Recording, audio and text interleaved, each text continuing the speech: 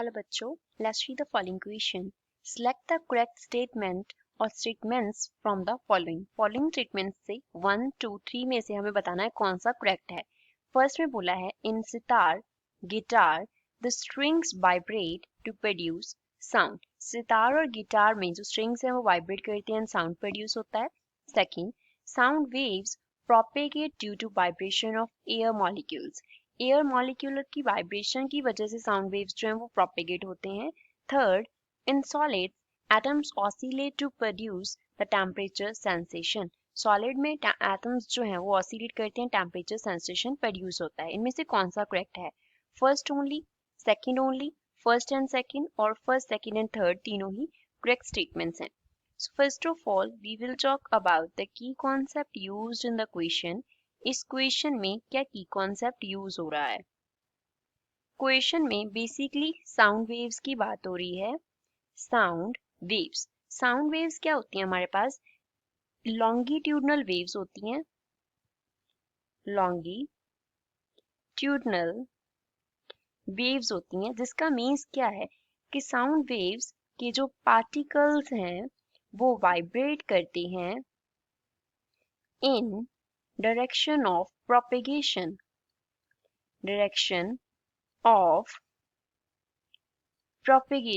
जिस डायरेक्शन में wave propagate कर रहा है उसी डायरेक्शन में जो पार्टिकल्स हैं वो वाइब्रेट करते हैं. अब ये होता कैसे है? सपोज हमारे पास एयर मॉलिक्यूल्स हैं, ये वाले. ये क्या है? ये हमने रिप्रेजेंट किया एयर मॉलिक्यूल को. अब एयर मॉलिक्यूल जो है वो इस डायरेक्शन में वाइब्रेट किया, उसने अपनी जो एनर्जी थी वो ट्रांसफर कर दी नेक्स्ट जो उसके साथ वाला मॉलिक्यूल था. अब वो मॉलिक्यूल क्या करेगा? वाइब्रेट करेगा एंड नेक्स्ट मॉलिक्यूल को अपनी क्या कर देगा? एनर्जी ट्रांसफर कर देगा.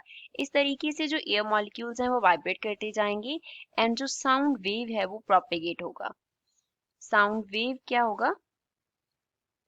प्रोपेगेट होगा. फर्स्ट जो हमारे पास स्टेटमेंट है उसमें क्या दिया है कि जो स्ट्रिंग्स हैं सितार एंड गिटार के, जो क्या है स्ट्रिंग्स हैं, वो वाइब्रेट करती हैं एंड साउंड प्रोड्यूस होता है.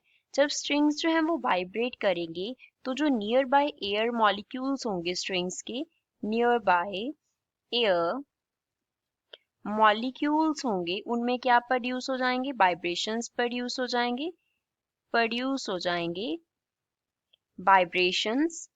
तो कॉरेस्पॉन्डिंगली क्या प्रोड्यूस हो रहा है? साउंड प्रोड्यूस हो रहा है. साउंड क्या हो जाता है?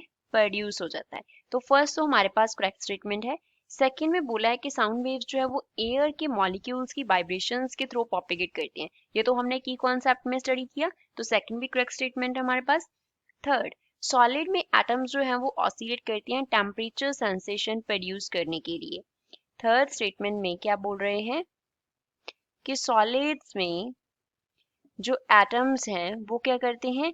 ऑसिलेशंस होती हैं उनकी. जब एटम्स की ऑसिलेशंस होती हैं तो वो हमारे पास एक सेंस देते हैं, सेंस ऑफ वार्मथ. मींस हमें क्या होता है, जो सॉलिड है वो लिटिल बिट हॉट फील होता है. वहां पे क्या हो जाती है? एटम की ऑसिलेशंस की वजह से जो लिटिल हीट जो है वो प्रोड्यूस होता है, उससे हमारा जो सॉलिड है वो हमें हॉट फील होता है. हॉट फील होने का मीन्स क्या है? सेंसेशन ऑफ टेम्परेचर, और we can say temperature sensation. तो दैट मीन्स थर्ड स्टेटमेंट जो दिया गया है वो भी करेक्ट स्टेटमेंट है. तो करेक्ट ऑप्शन कौन सा होगा? D. First, second and third, all three statements are the correct statements. I hope you understood well. Thanks.